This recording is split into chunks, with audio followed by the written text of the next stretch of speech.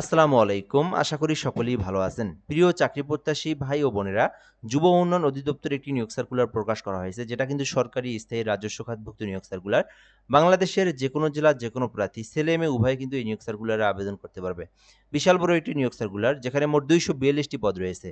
তো আজকের ভিডিওতে এই নিয়োগ সার্কুলার নিয়ে সকল ধরনের তথ্যগুলি আপনাদেরকে জানানোর চেষ্টা করব। কারা আবেদন করতে পারবে, আবেদনের জন্য শিক্ষাগত যোগ্যতা, বেতন স্কেল এবং বয়স এবং কিভাবে আবেদন করবেন, আমাদের মাধ্যমে কিভাবে আবেদন করবেন, সকল বিষয়গুলো আপনি এই ভিডিওটার মাধ্যমে জানতে পারবেন। তো না টেনে একদম শেষ পর্যন্ত দেখার চেষ্টা করবেন। আরেকটা বিষয় আপনাদেরকে বলে রাখি, যারা ইউটিউব থেকে ভিডিওটা দেখতেছেন, আপনি আমাদের চ্যানেলে নতুন হয়ে থাকলে অবশ্যই সাবস্ক্রাইব করে রাখবেন। ফেসবুক পেজ রয়েছে আমাদের জব প্লাস বিডি, এইখান থেকে যারা ভিডিওটা দেখতেছেন পেজটি ফলো দিয়ে রাখবেন, কেননা বাংলাদেশের সকল নিয়োগ সার্কুলারগুলো কিন্তু আমরা এই ইউটিউব এবং ফেসবুকে আপলোড দিয়ে থাকি। যে যেখান থেকে দেখতেছেন অবশ্যই আপনারা আমাদের সঙ্গে সাবস্ক্রাইব করে এবং ফলো দিয়ে যুক্ত থাকবেন। যুব উন্নয়ন অধিদপ্তরের নিয়োগ সার্কুলার, যুব উন্নয়ন অধিদপ্তরের রাজস্ব খাতভুক্ত নিয়োগ সার্কুলার, মানে এটা কিন্তু সরকারি স্থায়ী রাজস্ব খাতভুক্ত নিয়োগ সার্কুলার, যেখানে বলা হয়েছে যে বাংলাদেশের স্থায়ী নাগরিকেরা আবেদন করতে পারবেন। মানে বাংলাদেশের যে কোনো জেলার যে কোনো প্রার্থী ছেলে মেয়ে উভয়ে কিন্তু আবেদন করতে পারবেন। এটা ছিল মূলত বিষয়। পদের নাম সহকারী উপজেলা যুব উন্নয়ন কর্মকর্তা। আপনারা জানেন বাংলাদেশের প্রত্যেকটা জেলাতে কিন্তু যুব উন্নয়ন অফিস রয়েছে। তো আপনি যদি এই সার্কুলারে আবেদন করেন এবং আপনি যদি পরীক্ষা দিয়ে উত্তীর্ণ হয়ে থাকেন, সেই ক্ষেত্রে আপনি কিন্তু আপনার নিজের জেলাতেই কিন্তু চাকরির একটা সুযোগ পেতে পারেন। মানে আপনার নিজের জেলা থেকে, নিজের এলাকা থেকে আপনি এই চাকরিটা করতে পারেন। যেটা কিন্তু আপনার সহকারী উপজেলা যুব উন্নয়ন কর্মকর্তা এই পদটিতে, ঠিক আছে? মানে এটা আপনার নিজের এলাকাতেই দেওয়ার সম্ভাবনা রয়েছে। পদসংখ্যা মোট ২৪২টি পদ রয়েছে। বেতন স্কেল ১১ গ্রেডে নিয়োগ দেওয়া হবে। ১২,৫০০ থেকে ৩০,২৩০ টাকা আপনার বেতন। শিক্ষাগত যোগ্যতা চাওয়া হয়েছে কোনো স্বীকৃতি বিশ্ববিদ্যালয় হইতে ২য় শ্রেণীর স্নাতক অথবা ডিগ্রি, মানে মিনিমাম অনার্স পাস অথবা মিনিমাম ডিগ্রি পাস থাকলে আপনি এই পদে আবেদন করতে পারবেন।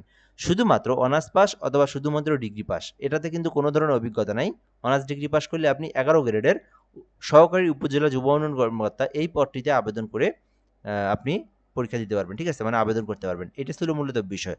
তো এখন দেখা যাক আবেদন করতে কি বিষয় আপনার জানতে হবে।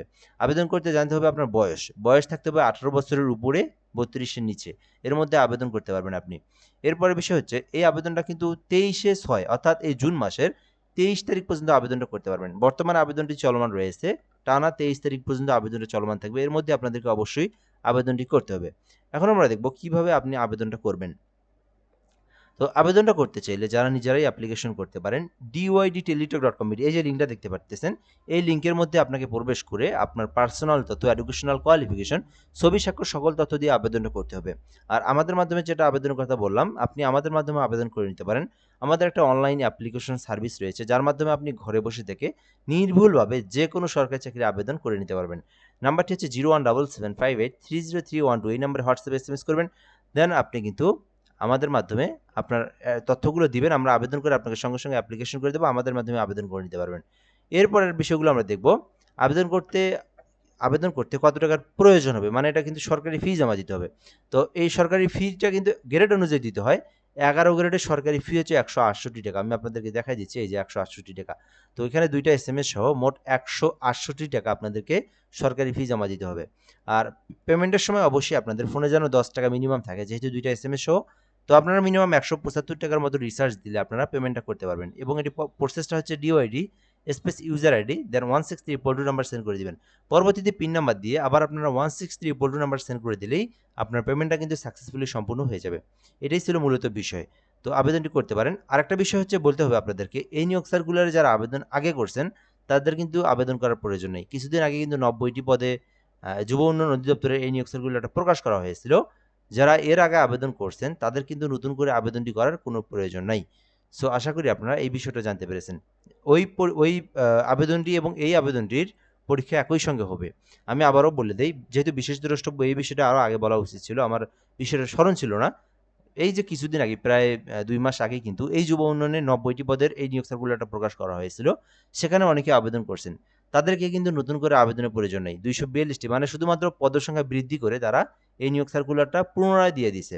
তো এইটাই ছিল, এই যে আপনার নভেম্বরের এই তারিখে কিন্তু নিয়োগ সার্কুলার দিয়েছিল, এই যে ১৬ই নভেম্বর তারিখের প্রেক্ষিতে একটি সার্কুলার প্রকাশ করা হয়েছিল, যেখানে পুনরায় আবেদন করার প্রয়োজন নেই। এই যে পুনরায় আবেদন করার প্রয়োজন নেই। মানে এই ৯০টি পদের বিপরীতে যারা আবেদন করছিলেন তাদের মানে যুব উন্নয়নে এই যে কয়েক মাস আগেই তাদের কিন্তু নতুন করে আবেদন করার প্রয়োজন নাই। ওই আবেদনে যারা আবেদন করছেন, এই আবেদনে যারা আবেদন করবেন, একই সঙ্গে পরীক্ষা হবে। এটাই ছিল মূলত বিষয়। আরও কোনো কিছু জানার থাকলে আপনি আমাদেরকে কমেন্ট করে বলতে পারেন। আমরা রিপ্লাই দিয়ে জানিয়ে দেব। অবশ্যই চ্যানেলটি সাবস্ক্রাইব করে রাখবেন, ফেসবুকে ফলো দিয়ে রাখবেন। ভালো থাকবেন। আসসালামু আলাইকুম।